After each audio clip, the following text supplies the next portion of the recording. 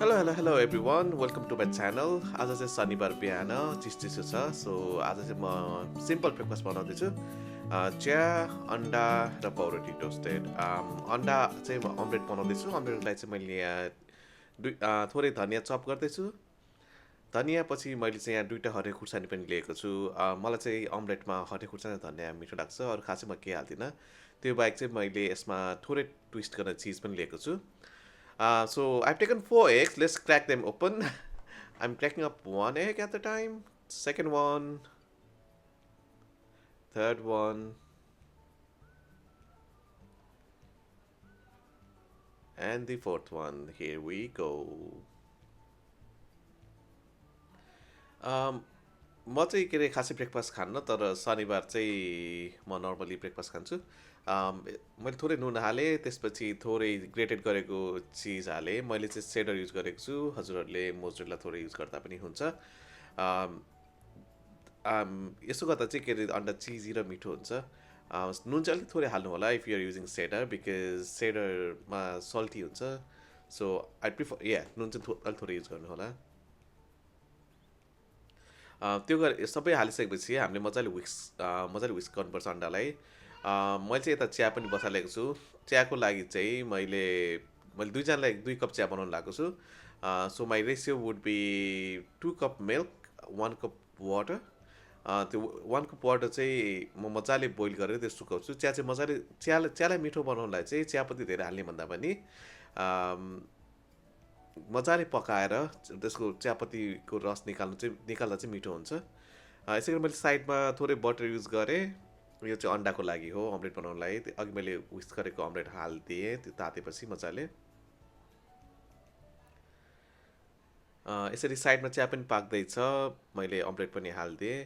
चियापत्तीको कलर मजाले आएपछि मैले यहाँ 2 कप मिल्क हाल्दैछु, किनकि मैले दुईजनालाई चिया बनाइरहेको हो. यो चाहिँ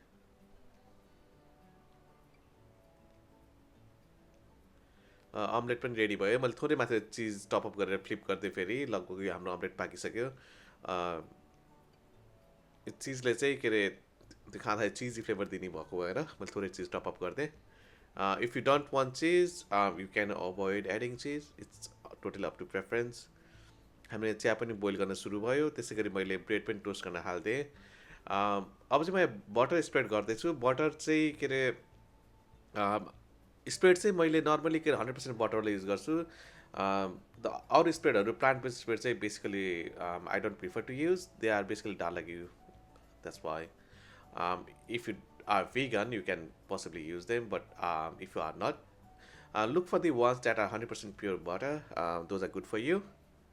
ब्रेड टोस्ट चाहिँ के अरे तातो भर्खर तातो निकाल्दा नै हजुरहरूले बटर राखिदिनु भयो भने चाहिँ त्यो स्प्रेड गर्न सजिलो हुन्छ.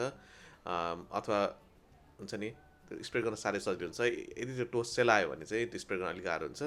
मैले अन्डा चाहिँ 2 भाग लगाएँ. एउटा चाहिँ मेरो ममको लागि, एउटा चाहिँ मेरो लागि. My wife is at work, so I'm not making anything for her at this time.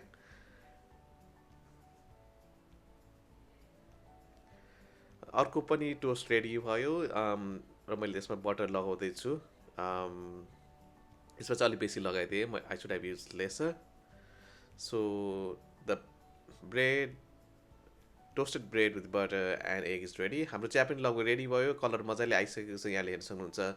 I don't have specific recipe for this, but I will basically use 2 cups of milk, 1 cup of water for 2 cups T.